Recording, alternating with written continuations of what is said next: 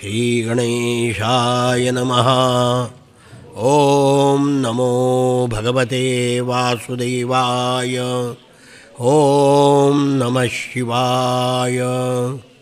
टीका भागवती यदीयधरिली डोक्यावरी पंडिती भक्तीने वशजो भरीत सदनी श्री ज्ञानेश दणू पुन्हा क्षितितली आले जनोद्धारणी त्याशी सद्गुरु एकनाथ चरणी मी येत लोटांगणी।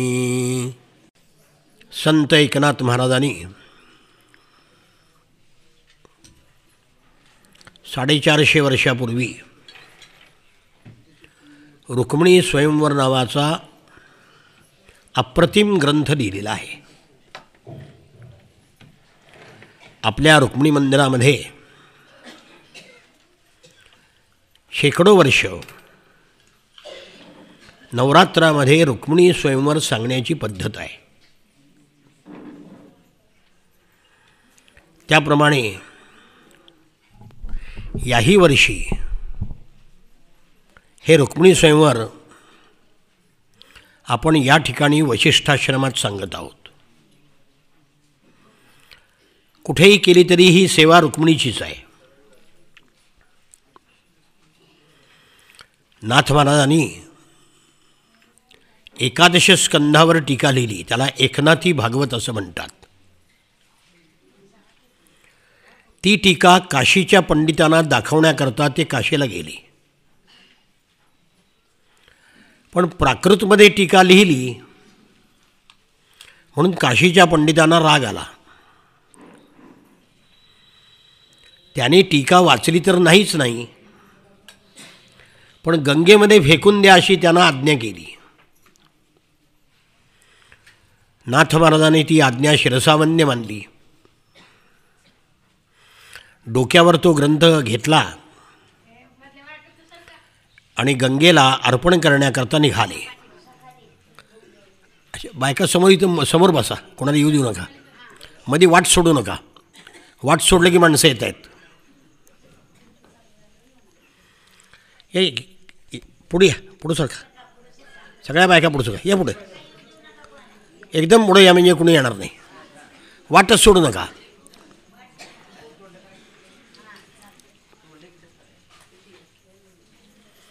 कारण मध्ये वाट सोडलं की माणसं त्यातून घुसतात, बाकी काही नाही।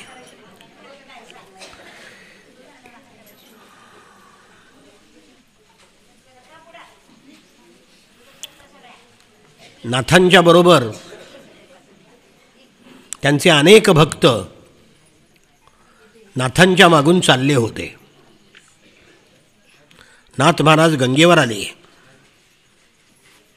आणि गंगेला नमस्कार करून तो ग्रंथ गंगेला अर्पण केला। मात्र गंगेतून 2 दिव्य हात बाहेर आले। त्या हातामध्ये सुवर्णजडित कंकण होती, रत्नजडित कंकण होती। त्या हाताने तो ग्रंथ झेलला आणि नाथांना परत दिला। काशीच्या पंडिताचा गर्वहरण झाला। सगळ्यांनी मिळून नाथ भागवताची काशीमध्ये पालखीतून मिरवणूक काढली। काशीतून ग्रंथाची मिरवणूक निघणं हे त्या काळी फार प्रतिष्ठेचं मानलं जात होतं।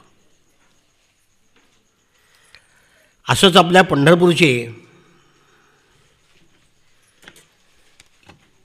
महान पंडित ज्यांनी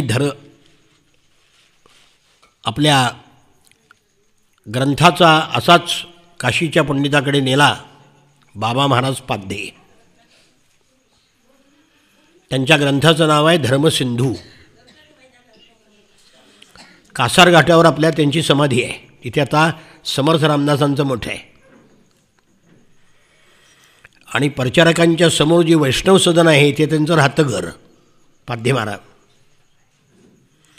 त्या बाबा महाराज पाध्यांच्या ग्रंथाचीही काशीतून अशीच मिरवणूक निघाली। नाथांनी हा लिहिलेला ग्रंथ सर्वांनी त्याच्या प्रती करून घेतल्या आणि मूळ ज्या ग्रंथाला गंगेचा हात लागला होता तो गंगार्पण केला.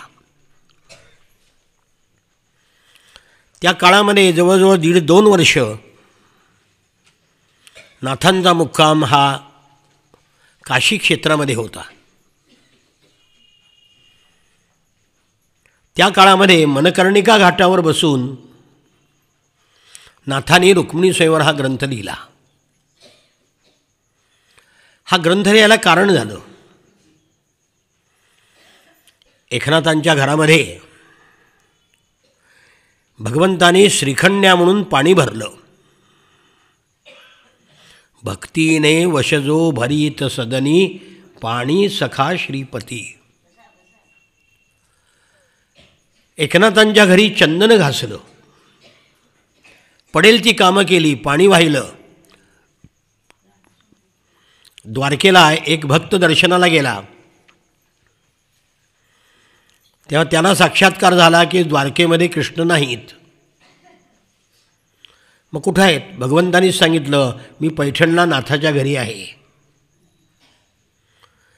म्हणून तो भगवंताचा भक्त पैठणला आला. आता आपलं रहस्य फुटणार म्हणून नाथ जिथे बसून भागवत सांगत होते त्याच्या समोरच्या खांबामध्ये तो गुप्त झाला. आणि मग नाथांना कळलं की आपल्या घरी काम करणारा श्रीखंड्या हा भगवान श्रीकृष्ण होता. त्यांना खूप दुःख झालं की देवाला आपण काम सांगितलं. ते म्हणाले, अरे श्रीखंड्या, तुझं मला लग्न करायचं होतं. नाथांच्या स्वप्नामध्ये भगवान आले आणि म्हणाले, अरे नाथा, माझी किती लग्न करशील? 16,108 लग्न झालीत, अजून कशाला करतोस लग्न? असं कर म्हणाले, माझ्या लग्नाचं वर्णन कर, म्हणजे तुला ते समाधान प्राप्त होईल. म्हणून भगवंताच्या आज्ञेनं हा ग्रंथ नाथांनी लिहिला. हा ग्रंथ नाथांच्या हातून भगवंतानी करून घेतला. शके 1493 रामनवमी प्रजापती संवत्सर काशी क्षेत्रामध्ये हा ग्रंथ पूर्ण झाला. मराठीमध्ये 30-32 रुक्मिणी स्वयंवर आहेत. काव्यशास्त्रदृष्ट्या नरेंद्राचं रुक्मिणी स्वयंवर सगळ्यात चांगला आहे काव्यशास्त्रदृष्ट्या, पण त्याला परतत्व स्पर्श नाही. नाथांच्या रुक्मिणी स्वयंवराला परतत्व स्पर्श आहे. काव्याचं लक्षण सांगताना ज्ञानेश्वर महाराज म्हणतात, वाचे बरवे कवित्व, म्हणजे वाणीनं बोलण्यापेक्षा कवित्व चांगलं. कवित्वी रसिकत्व, काव्यामध्ये रसाळपणा पाहिजे, रसिकत्व, रस पाहिजेत. नुसता रस असूनही उपयोग नाही. रसिकत्वी परतत्व स्पर्श, रसाळपणा असूनसुद्धा त्याला परतत्वाचा स्पर्श झाला पाहिजे, तर ते खरं काव्य. रुक्मिणी स्वयंवर हे खरं काव्य आहे, ज्ञानोबरायांच्या व्याख्येमध्ये बसणारं काव्य आहे. असा हा ग्रंथ रुक्मिणी स्वयंवर हा प्रतिवर्षी आपण या ठिकाणी सांगतो. माझं भाग्य असं की माझं हे 33वं वर्ष आहे. 81 साली पहिल्यांदा रुक्मिणी स्वयंवर सांगायला सुरुवात केली. शुकाचार्यांनी दशमस्कंधामध्ये ही कथा सांगत असताना यदुवंशाचं वर्णन झालं, कृष्णलीला वर्णन केल्या, आणि आता विवाह वर्णन करण्याची वेळ आली. श्री शुक उवाच भगवानपि गोविंद उपये मे कुरुद्वः वैदर्भीं भीष्मकसुतां श्रियो मात्रां स्वयंवरे हे कुरुश्रेष्ठा कुरुद्वह. शुक म्हणे गा कुरुकुल प्रभावा, कुरुधुरंधर शुभ गौरवा, भगवद्विवाह ऐके बरवा, श्रवण सुदैवा परीक्षिती. या ज्या ओव्याता या कृष्णदयाळू स्वामींच्या आहेत. कृष्णदयाळू स्वामींना अंगाला कुष्ठरोग झाला म्हणून नाथांच्या समाधीसमोर त्यांनी उपोषण केलं प्राणत्याग करण्याकरता. 10 दिवसानंतर नाथ स्वप्नात आले आणि म्हणाले की मी 11 स्कंधावर टीका लिहिली आहे, तू 10 स्कंधावर लिही, म्हणजे तुझा कुष्ठरोगही बरा होईल आणि भवरोगही बरा होईल. नाथांच्या आज्ञेनं 10 स्कंधावर टीका लिहिली. त्यात रुक्मिणी स्वयंवराचं प्रकरण आलं. मग आता गुरुनी ज्याच्यावर लिहिलंय त्याच्यावर आपण कसं लिहायचं, म्हणून रुक्मिणी स्वयंवर त्यांनी आपल्या टीकेमध्ये आहे तसं घातलं. फक्त ज्या श्लोकावर नाथांची टीका नाही तेवढ्या ओव्या त्यांनी स्वतः लिहिल्या, त्या या ओव्यात. आपल्या या 400 रुपयाच्या रुक्मिणी स्वयंवरामध्ये दोघांच्याही ओव्या आहेत. असं रुक्मिणी स्वयंवर आजपर्यंत कोणी छापलं नाही आणि याच्या पुढेही कोणी छापणार नाही. त्या ओव्या ओळखता याव्यात म्हणून त्याच्यापुढे खुणा केल्यात बारीकेशा चांदणीसारख्या. ती जी खूण आहे त्याच्यानं ओळखायचं की ही कृष्णदयाळूची ओवी आहे. शुकाचार्य म्हणतात की हे कुरुकुलामध्ये जन्माला आलेल्या, कौरवामध्ये धुरंधर असलेल्या, शुभ आणि गौरवास्पद असलेल्या, श्रवणाचं भाग्य लाभलेल्या, सुदैव श्रवणाचं सुदैव ज्याला लाभलेलं आहे, अशा परीक्षिती राजा रुक्मिणीचा विवाह ऐक. कृष्णदयाळांची भाषा थोडीशी संस्कृत प्रचूर आहे, नाथांची सोपी आहे. षड्गुणैश्वर्य संपन्न जो गोविंद श्री भगवान, तोही भीमकी पाणिग्रहण करी आपण कैवाडे. षड्गुणैश्वर्य संपन्न जो भगवान श्रीकृष्ण आहे त्यांनी रुक्मिणीचं पाणिग्रहण केलं. हे कसं केलं हे संक्षेपाने ऐका. म्हणून ही कथा सांगायला सुरुवात केली. रुक्मिणी स्वयंवराची कथा 5 दिवस होऊन गेलेली आहेत. सांगणाऱ्यानेही अन्नपाणी वर्ज्य केलेलं आहे, ऐकणाऱ्यानेही अन्नपाणी वर्ज्य केलेलं आहे. शुकाचार्य विदेही आहेत, त्यांना अन्नपाण्याचा विषयच नाही काही, त्यांना देहधर्मच नाहीत. परीक्षिती मात्र भान हरपून अहोरात्र भगवंताची कथा ऐकतोय शुकमुखातून.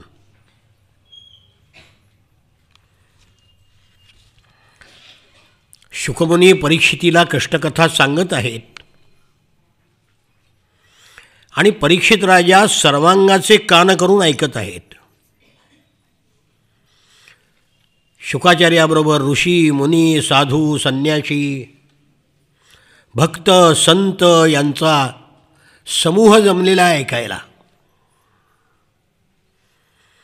शुकाचार्यांच्या मुखातून ज्यांनी भागवत ऐकलं त्यांनी किती जन्मपुण्य केलं असेल.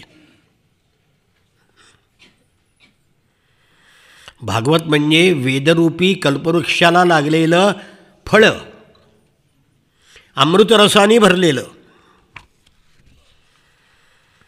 ते वैकुंठलोकी होतं. नारदाने ते व्यासानं आणून दिलं आणि व्यासाने रचना केली. पोपटाचा स्पर्श झालेलं फळ अधिक गोड असतं. तसं शुक म्हणजे पोपट, यांच्या मुखातून ते भागवत आले म्हणून अधिक गोड झाले.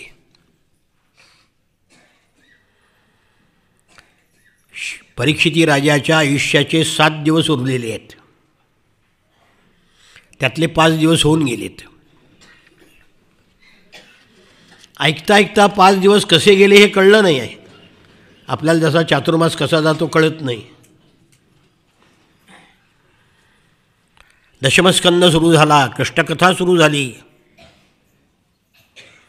परीक्षित राजा भूक तहान सगळं विसरला. शुकमुनी म्हणाले, राजा, अरे आम्ही तर विदेही आहोत, आम्हाला देहाचा धर्म नाही. तुला भूक लागली असेल, तहान लागली असेल, थोडा वेळ मी थांबतो, तू देहधर्म उरकून ये. राजा म्हणाला, मुनिवर्य, ही भूक आणि ही तहान पूर्वी मला अतिशय त्रास देत होती, पण ज्या क्षणापासून आपल्या मुखातून श्रीकृष्ण कथामृत आम्ही प्राशन करीत आहोत त्या दिवसापासून माझी तहान भूक हरपली आहे. आता आपल्या मुखातून येणारी कथा हेच माझं जीवन आहे. ती नाही ऐकली तर मरेन मी. ती ऐकण्याची मला अधिकाधिक भूक लागली आहे. शुकयोगींद्र राजाचा अभिप्राय जाणून संतुष्ट झाले. राजा, आता तुला मी भगवान श्रीकृष्णाची कथा सांगतो.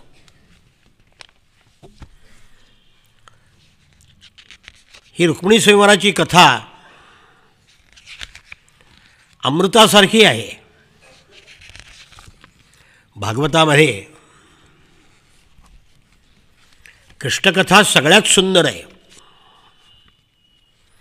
पण विवाहाची कथा सगळ्यात सुंदर आहे. ही रोचक आहे, रसाळ, श्रुतिमधुर, अंतःकरणाची मलिनता दूर करणारी कथा आहे. त्यातही आचार्य आपल्या वाणीतून अमृतस्रवते आहे.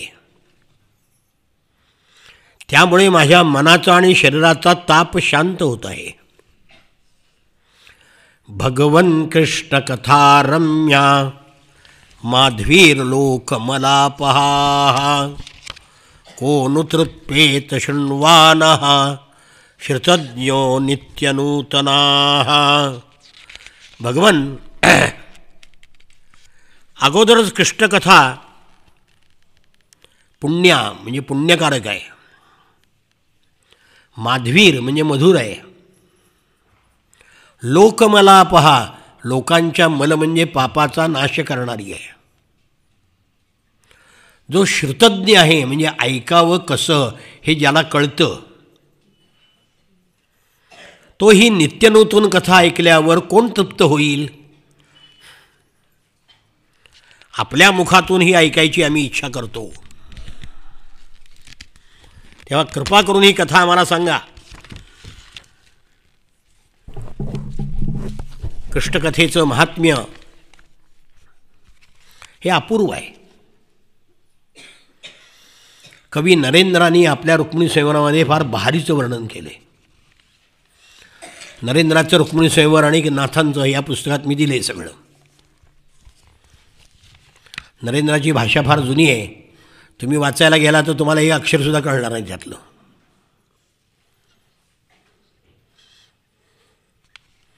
कारण फार जुनी भाषा आहे ती. ज्ञानेश्वरीच्या आधीच आहे. ज्ञानेश्वरी शके 1212ची आहे. नरेंद्राचं रुक्मिणी स्वयंवर शके 1210 आहे. नरेंद्र म्हणतात, कृष्णकथा कथा साहित्याचं खिल्लार आहे. नवरसाची पाणपोई आहे. अनेक भावनांचं भांडार आहे. कैवल्याची कीर्ती आहे. सकल कलांचा ठेवा आहे. सुखरूप स्वर्गापर्यंत जाणारी वेल आहे. कैवल्याच्या गच्चीवर जाणारा जिना आहे. कृष्णकथा म्हणजे भागवतातला आनंद समुद्र आहे. त्यात 14 विद्या आणि 64 कलांचं रसायन भरलेलं आहे. कृष्णकथा म्हणजे सकल धर्माचं जीवन आहे, सार आहे, अलौकिक आहे, महादोष जाळून टाकणारी आहे, भवरोगावरचं खात्रीचं औषध आहे. कृष्णकथेच्या प्राशनाने त्रिविध ताप नष्ट होतात. ही मुमुक्षूंची कुलदेवता आहे. परमहंस मुक्त पुरुषांची नित्यचिंतन आणि श्रवण करण्याची कथा आहे. सहज जरी वाचली तरी कानाची दारं उघडतात. अर्थ जसा जसा कळत जातो, उलगडत जातो, तसं ही कथा अधिकाधिक गोड वाटू लागते. इतर कथेप्रमाणे याची गोडी नाही, मग ती नित्यनूतन आहे. आपण दरवर्षी ऐकतो तरी ऐकण्याची इच्छा होते. भवसागराच्या परतीराला नेणारं हे जहाज आहे. कृष्णकथेमध्ये साहित्याचे स्वारस्य आहे. शब्दसमुद्रातील रत्न वेचून यामध्ये गुंफलेली आहेत. गंगेच्या प्रवाहाप्रमाणे हिचा ओघ आहे. ही कथा म्हणजे सकल जगताची आनंदजननी आहे. ती ऐकताना मनुष्य देहभान हरपतो, विषय रसगोडी विसरतो. अशा कृष्णकथामध्ये रुक्मिणी स्वयंवराची गोडी तर काही अपूर्व आहे. श्रीमद भागवताच्या 12 स्कंदामध्ये दशमस्कंद हे सार आहे. त्या दशमस्कंदातही रुक्मिणी स्वयंवर सगळ्यात मधुर आहे. कारण तिथे श्रीकृष्ण स्वयंवर आहे. स्वयंवर म्हणजे स्वयं स्वतः वर आहे. रुक्मिणी स्वयंवर म्हणजे मांगल्याचा समुद्र आहे.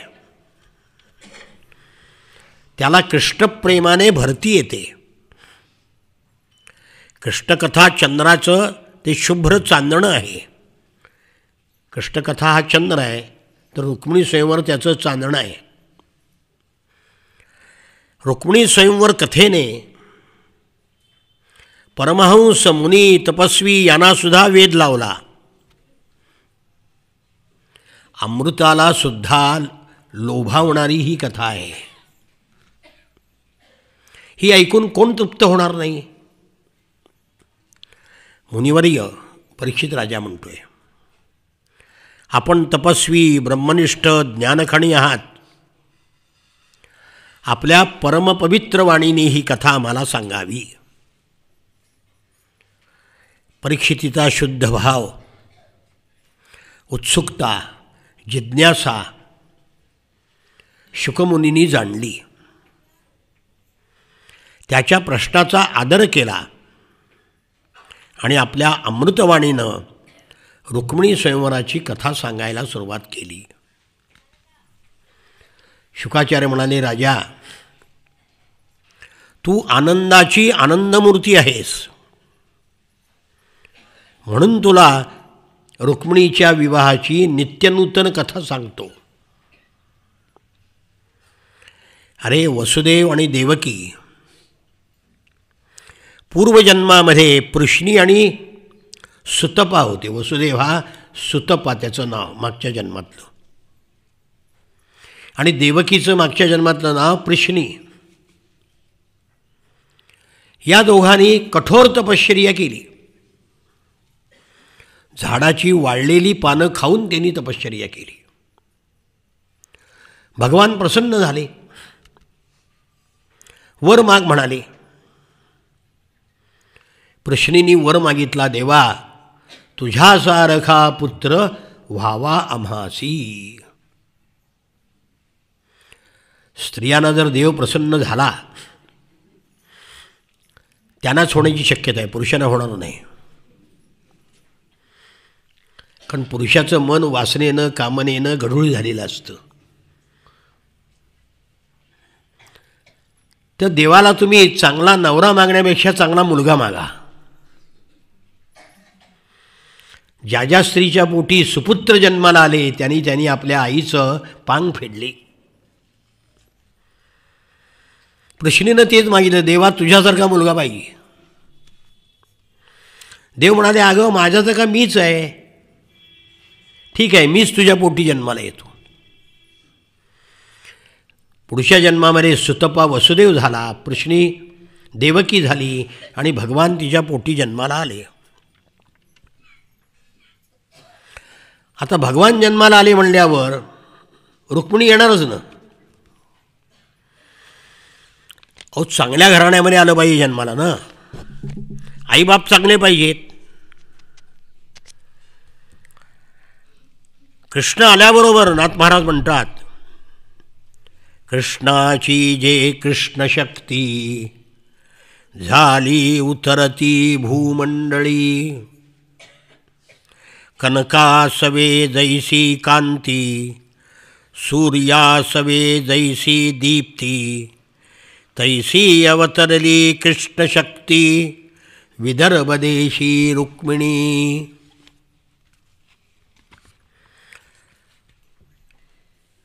चांगले संतती जन्माला यायला आईवडीलही चांगले लागतात. चांगली माणसं कुठे जन्माला येतात? शुचीनाम श्रीमताम गेहे योगभ्रष्टोभिजायते. शुचिष्मंत पवित्र अशा घराण्यामध्ये संत जन्माला येतात, पवित्र कुळामध्ये. मग इथे पवित्र कोण होतं? विदर्भ देशाचा राजा भीष्मक. त्याचं वर्णन केलं आहे. भीष्मक राजा कसा होता? जैसा मूर्तिमंत विवेक तैसा जाण राजा भीमक. सत्वाथिला अतिसात्विक निष्कलंक शोभत. अतिशय सात्विक, मूर्तिमंत विवेक, त्याचं चारित्र्य निष्कलंक होतं. तो म्हणजे सोमवंशाचं भूषण होता. त्याची कीर्ती त्रिभुवनात पसरली होती. कुंडिनपुरामध्ये जरी तो राज्य करीत होता तरी कीर्ती दशदिशांना पसरली होती. चांगल्या गोष्टीची कीर्ती आपोआप पसरते. त्याला टी व्हीचं माध्यम लागत नाही. सध्या वाईट गोष्टीला जाहिरात लागते. ज्या पदार्थाची जाहिरात जास्त समजा तो नक्की वाईट. म्हणून वर्तमानपत्रामध्ये आणि टी व्हीवर ज्याच्या जास्त जाहिराती तो पदार्थ कधीही विकत घेऊ नका, फसाल.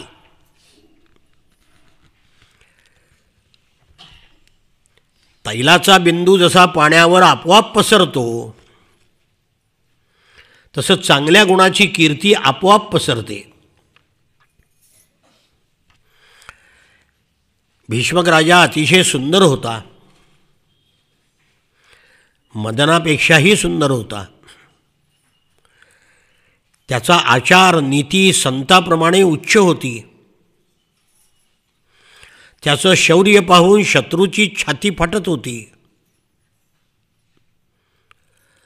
तो इतका उदार होता की याचकाच्या हातावर दान देताना जे पाणी सोडलं होतं त्या पाणीचं सरोवर झालं होतं. अष्टमहासिद्धी त्याच्या घरी दासी होत्या. हो, साक्षात लक्ष्मी ज्याच्या पोटी जन्माला येणार होती त्याची योग्यता ऐश्वर्याचं वर्णन काय करावं. समुद्रापेक्षा सुद्धा जास्त रत्न त्याच्या भांडारात होती. पण सागराशी तुलना करता येणार नाही, कारण सागर माणसाला बुडवतो. भीष्मक राजा माणसाला तारत होता. अहो, ज्याची कन्या साक्षात लक्ष्मी, जावाई साक्षात भगवान विष्णू म्हणजे कृष्ण झाला, आणि नातू रुक्मिणीचा मुलगा मदन, त्या भीष्मकाचं सौंदर्य काय वर्णन करावं. त्याच्या कन्येनं श्रीकृष्णाला नुसतं पत्र लिहिलं तरी तो जगतपती धावत आला. तिच्या वडिलाच्या कीर्तीचं वर्णन काय करावं. भीष्मक राजा उदार, धीर, वीर, गुणगंभीर होता. त्याची जी राणी होती तिचं नाव होतं शुद्धमती. श्रद्धा पत्नी शुद्धमती, झाली गर्भाते धरिती, तेथ जन्मली कृष्णशक्ती, चितशक्ती रुक्मिणी. त्या पट्टराणीचं नाव होतं शुद्धमती. शुद्ध आणि मती, जिची मती बुद्धी शुद्ध आहे, नावाशी छान पाहिजेत. नाही तर आईबापाला संस्कृत येत नसल्यामुळं घाणेरडी नावं ठेवतात,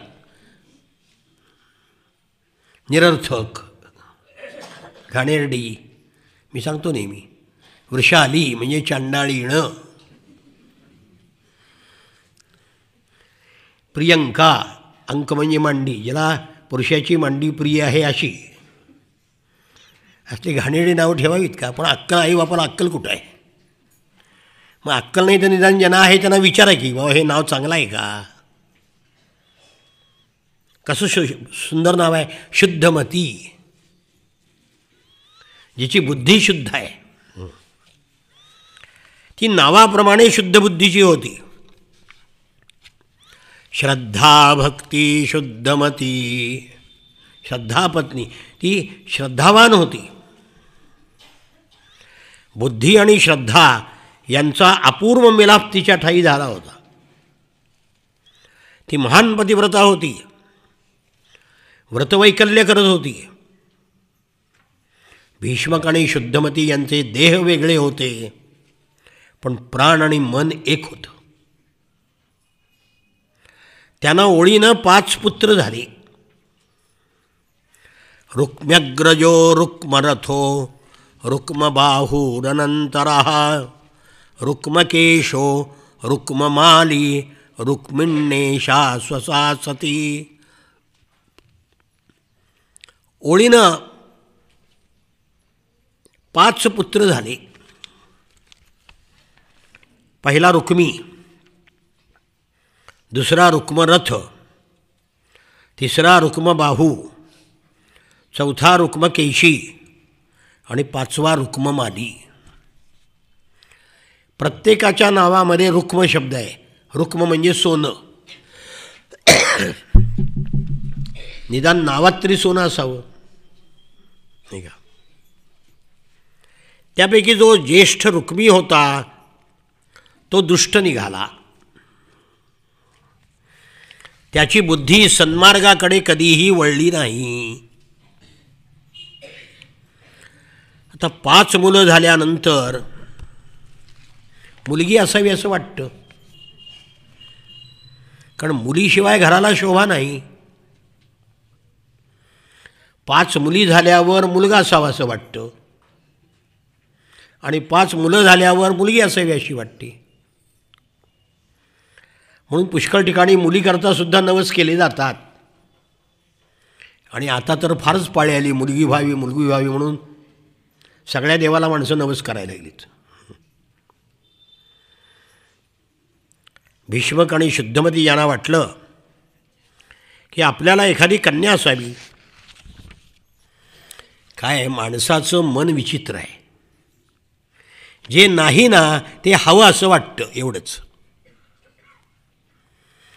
ज्यांना मुलीच आहेत त्यांना मुलगा हवा असतो, ज्यांना मुलंच आहेत त्यांना मुलगी हवी असते. त्यातून जर मुलगा दुराचारी निघाला तर आईबाप म्हणतात हिच्याऐवजी मुलगी झाली असती तर बरं झालं असतं, लग्न करून आपण मोकळे तरी झालो असतो तिच्या रणातून. राणी शुद्धमती कन्यारत्न व्हावे म्हणून नवस केले, अनेक देवाला नवस केले, व्रतवैकल्य केली, लक्ष्मीला प्रार्थना केली.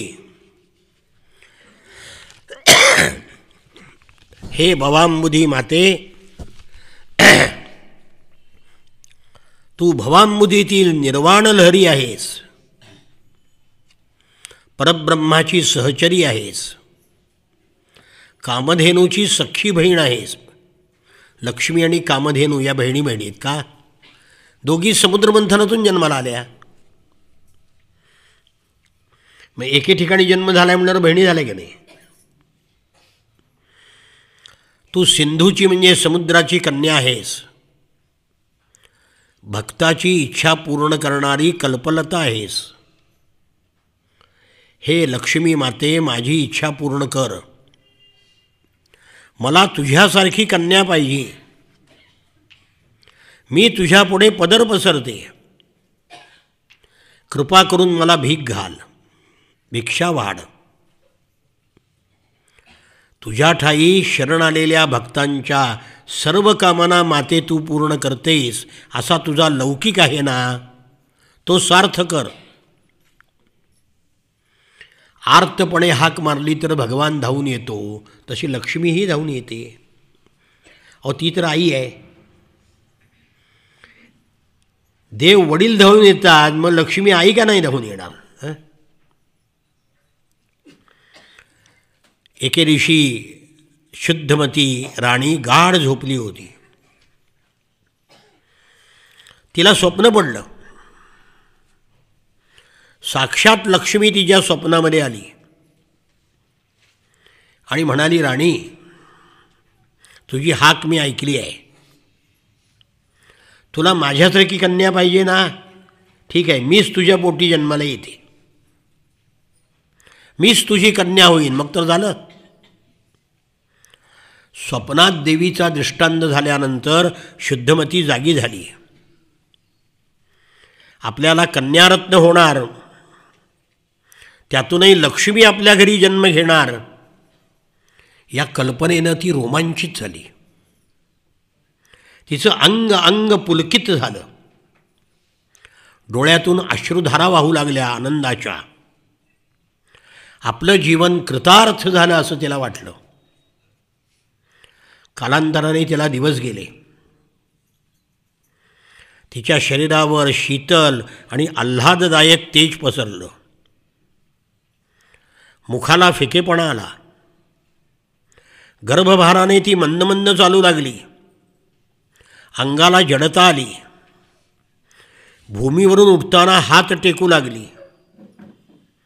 पोटाची त्रिवळी मोडून गेली. उदरामध्ये गर्भ वाढू लागला. साक्षात कमला तिच्या उदरात आल्याने तिला कमळाची आवड निर्माण झाली. श्रीकृष्णाचं भजन करावं असे तिला डोहाळे लागले. इतकंच नव्हे तर मन गोकुळाकडे धावायला लागलं. एकदा भीष्मक राजा राणीच्या महालामध्ये आला. शुद्धमतीच्या मुखाकडे पाहून त्याला आनंद झाला. राजाने विचारलं, राणीसाहेब, आपले डोहाळे पुरवायला मी आलो आहे. आपण बोला, त्रैलोक्यातली कोणतीही वस्तू मागा, मी आणून देतो.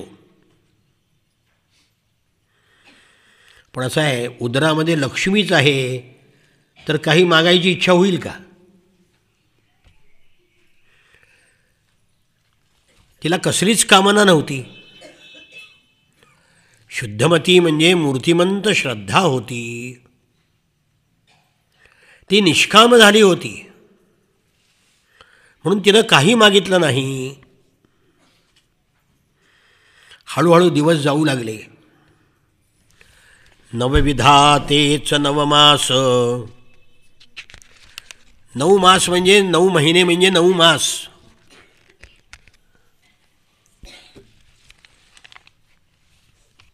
नवविधा भक्ती हे 9 मास होते, ते पूर्ण झाले. प्रसूतीचे दिवस जवळ आले. साक्षात लक्ष्मी जगज्जननी आदिमाया तिच्या पोटी अवतरणार होती. म्हणून सगळ्या निसर्गामध्ये सृष्टीमध्ये चैतन्य संचारलं होतं. नद्यांचं पाणी स्वच्छ झालं होतं. चंद्राचा आणि लक्ष्मीचा जन्म समुद्रमंथनातून झाला, म्हणून चंद्रसुद्धा तिचा भाऊच होता. आपली बहीण जन्माला येणार म्हणून पृथ्वीवर तो शीतल चांदण्यांचा वर्षाव करीत होता. सगळ्या दिशा निर्मळ झाल्या होत्या. सरोवरामध्ये कमळं उमलली होती. आकाशामध्ये विमानांची दाटी झाली होती. अरण्यामध्ये वनामध्ये मोर पक्षी नृत्य करू लागले होते. भूमीवर केशर कस्तुरीचे सडे पडू लागले होते. ऋषी मुनी साधू सज्जन यांची मन प्रसन्न झाली होती. आकाशामध्ये गंधर्व गायन करू लागले होते. आदिमाईचा जन्मकाळ जवळ आला होता. त्रैलोक्यामध्ये आनंदाला उधाण आलं होतं. स्वर्गामध्ये दुंदुभी वाजू लागल्या होत्या. अप्सरा नृत्य करू लागल्या. साऱ्या सृष्टीमध्ये त्रैलोक्यामध्ये आनंदाचा वर्षाव होऊ लागला. इकडे शुद्धमतीच्या महालामध्ये तिला प्रसव वेदना सुरू झाल्या आणि मध्यरात्रीला प्रकाशमान करणारी लक्ष्मी तिच्या उदरातून प्रगट झाली. नवविधातेच नवमास गर्भा भरले पूर्ण दिवस सांग जन्मली रूपस नवनिधान रुक्मिणी श्रीकृष्ण गोविंद हरे मुरारे हे नाथ नारायण वासुदेव श्रीकृष्ण गोविंद हे नाथ नारायण वासुदेव श्रीकृष्ण गोविंद.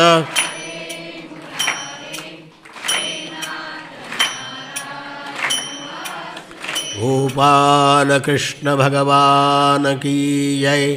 रुक्मिणी माता की जय. विधात्याने म्हणजे ब्रह्मदेवानी आपलं कौशल्यपणाला लावून मूर्ती घडवली होती आणि रुक्मिणीला घडवून ब्रह्मदेव कृतार्थ झाला होता. त्याच्या अनेक जन्मीचं पुण्य फळाला आलं होतं. रुक्मिणीच्या रूपाने मातेचं वात्सल्य मूर्तिमंत साकार झालं होतं. तिच्या अंगप्रत्यंगातून सौंदर्य निथळत होतं. जगाची जननी, भगवंताची आल्हादिनी शक्ती, मुनिवद्या मुनिस्तुत्या, रुक्मिणीची 1000 नावं आहेत. रुक्मिणी सहस्रनाम हे आम्ही छापलेलं आहे. तिथे पंढरपूर सुवासिनी म्हणून एक पुस्तक आहे 50 रुपयाचं.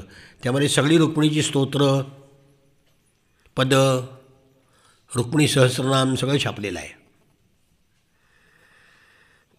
त्याच्यामध्ये रुक्मिणी कृष्णपत्नीच विदर्भाधिपकन्यका मुनिवंद्या मुनिस्तुत्या प्रियगा प्रियकृत्प्रिया वल्लभा वल्लरी नंदा नंदना नंदकृद्वरा ज्ञाननिष्ठा ज्ञानगम्या ज्ञानवाच्या वचस्सुखा.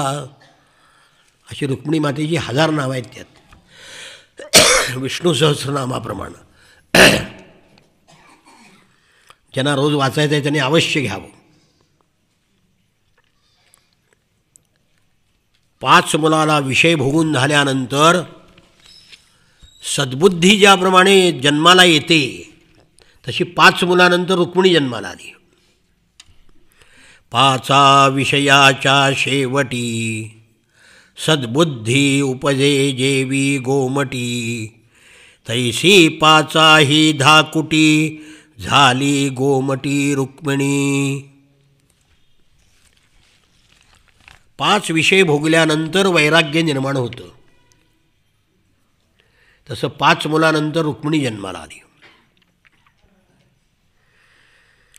अनेक जन्माचं पुण्य भीष्मकाचं फळाला आलं होतं.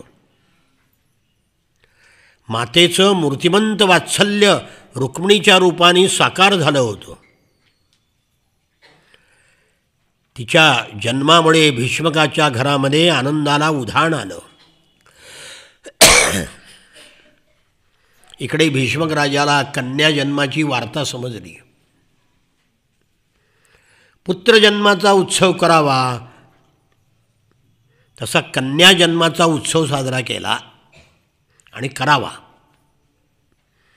मुलगी जन्माला आली म्हणून निराश व्हायचं काही कारण नाही. अहो, मुलगी 2 कुळाला पवित्र करते. नदी जशी दोन्ही किनाऱ्याला पवित्र करते गंगा, तसं माहेरच्या कुळाला आणि सासरच्या कुळाला कन्या पवित्र करते. आनंदाची वार्ता सर्वत्र पसरली. लोक राजवाड्याकडे धावत येऊ लागले.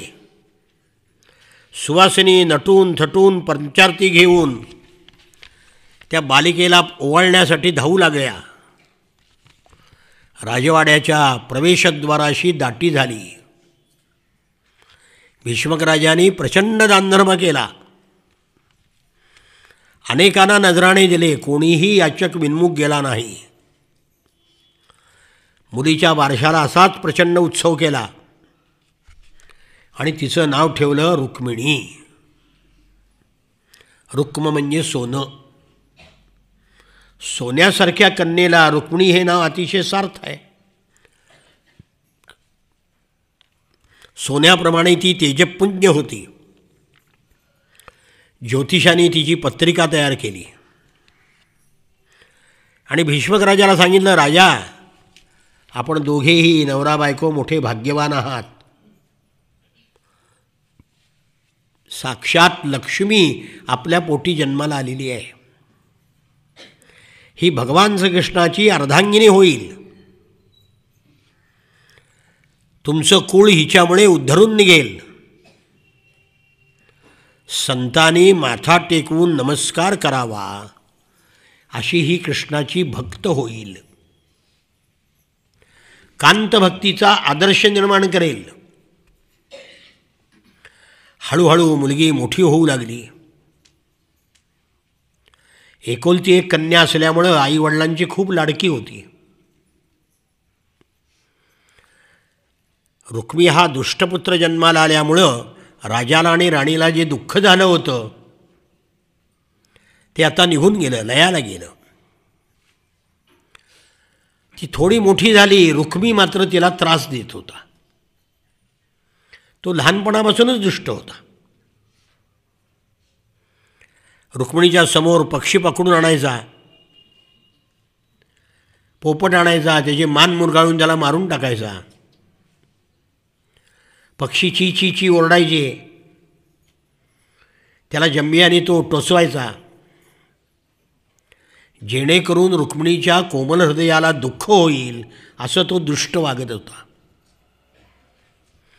काही मुलं जन्मतःच दुष्ट असतात. रुक्मिणीची कुमारदशा संपली. तिने यौवनात पदार्पण केलं. मदनजणू तिच्या यौवन राज्याचा अधिपती झाला. तिच्या शरीराने बालभाव टाकला आणि तारुण्य पांघरलं. काय सुंदर वर्णन केलं. हे नरेंद्राचं वर्णन आहे सगळं. आणि हे महाराष्ट्रातल्या कोणत्याही पुस्तकामध्ये कुणी वर्णन केले नाही, ते फक्त मीच केलं आहे.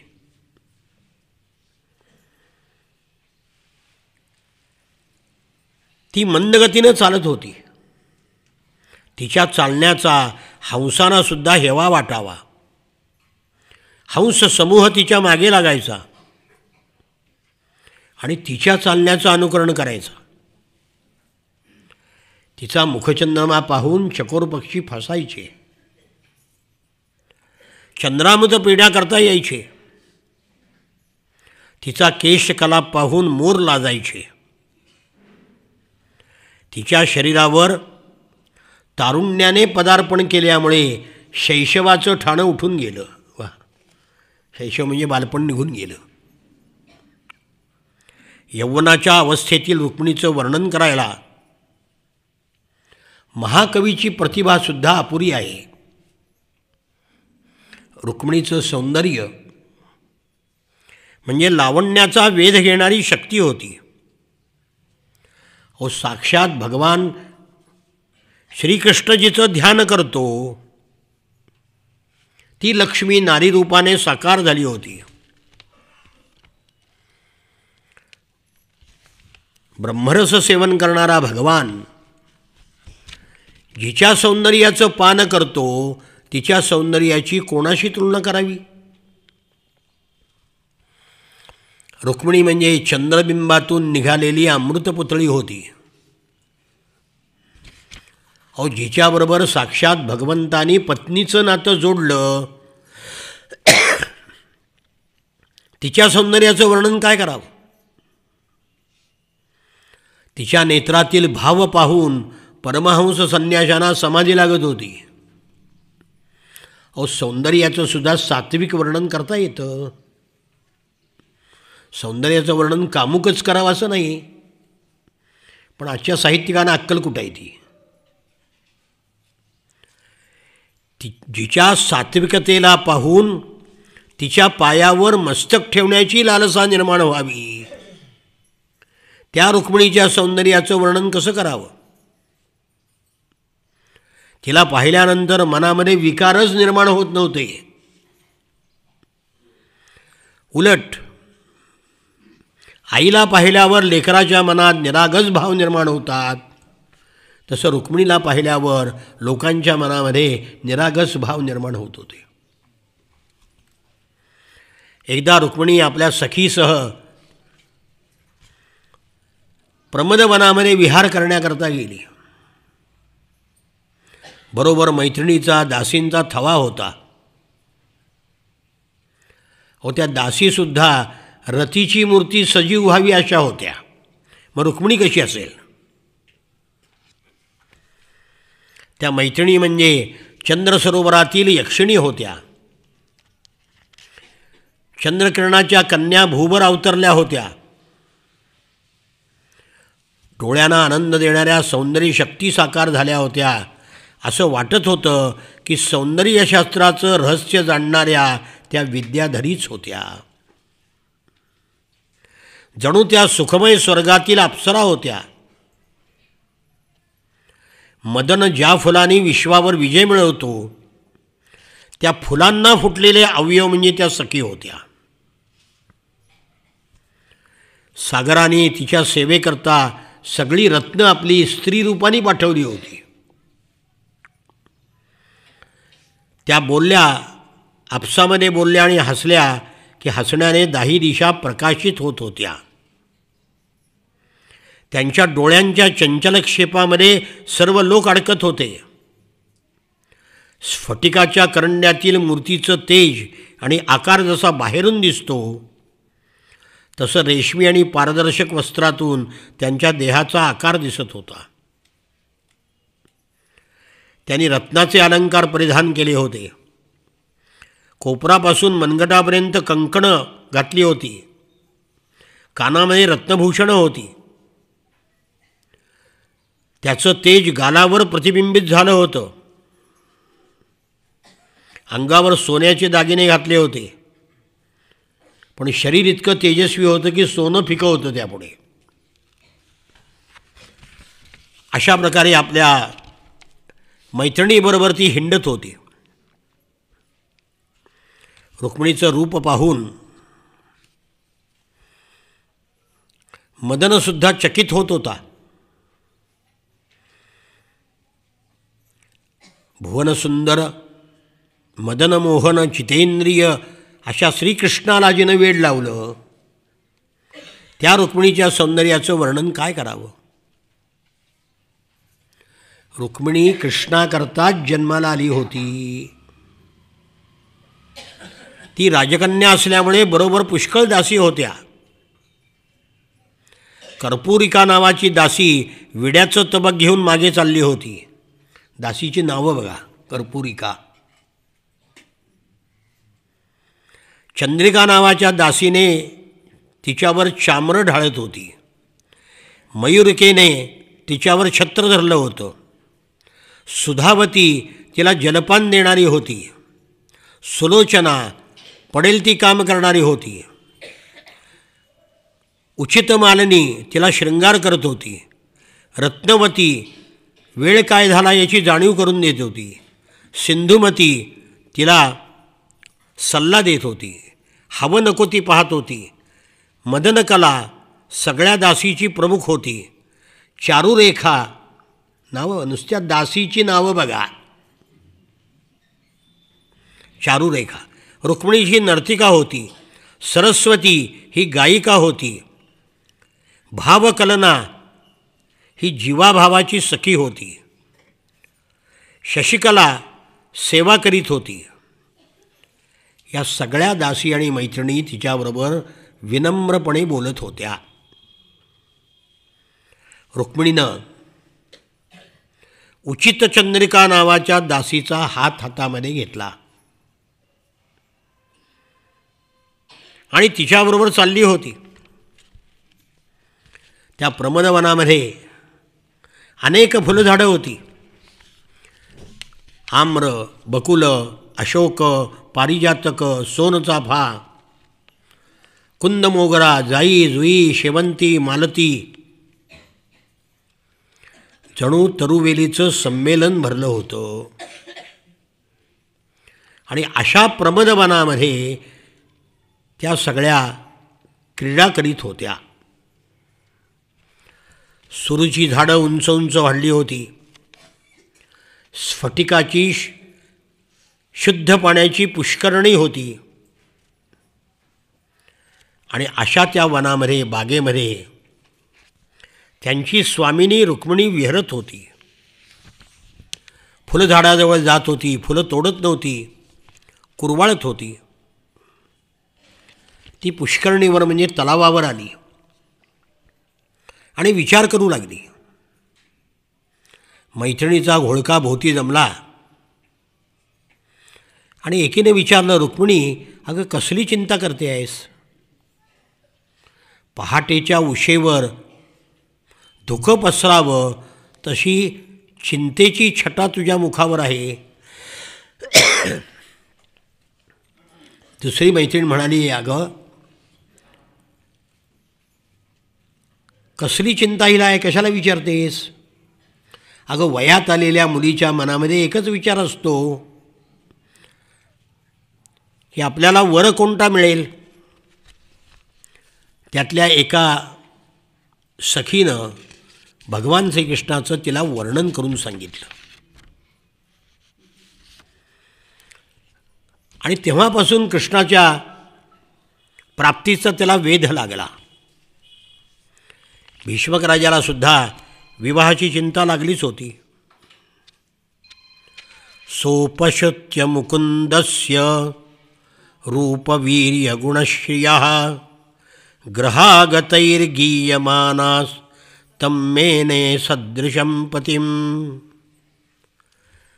घरी पुष्कळ ब्राह्मण येत होते, भाट येत होते, चारण येत होते आणि रुक्मिणीला योग्य असा वर कोणता याचं वर्णन करून सांगत होते. पण सगळंच तिला पटत होतं अशातला भाग नाही. एके दिवशी कीर्तिनामा नावाचा ब्राह्मण भीष्मकाच्या राजसभेमध्ये आला आणि त्यांनी रुक्मिणी मातेचं वर्णन केलं. नाथांनी हे वर्णन अतिशय उत्कृष्ट केलेलं आहे. संस्कृत साहित्यामध्ये जी वर्णनं असतात त्याची सर मराठी वर्णनाला येत नाही, पण इथं उलटं आहे.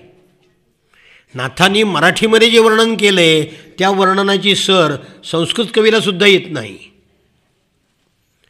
संस्कृत कवितेवर मात करणारे 2 ग्रंथ आहेत, एक नाथांचा भागवत आणि ज्ञानोबारायांची ज्ञानेश्वरी. संस्कृत भाषेने सुद्धा जिथे आदराने मान टेकावी असे हे 2 ग्रंथ आहेत. आणि मग हे कृष्णाचं वर्णन कीर्तिनामा नावाच्या ब्राह्मणाने जे केलं ते आपण उद्या सांगणार आहोत.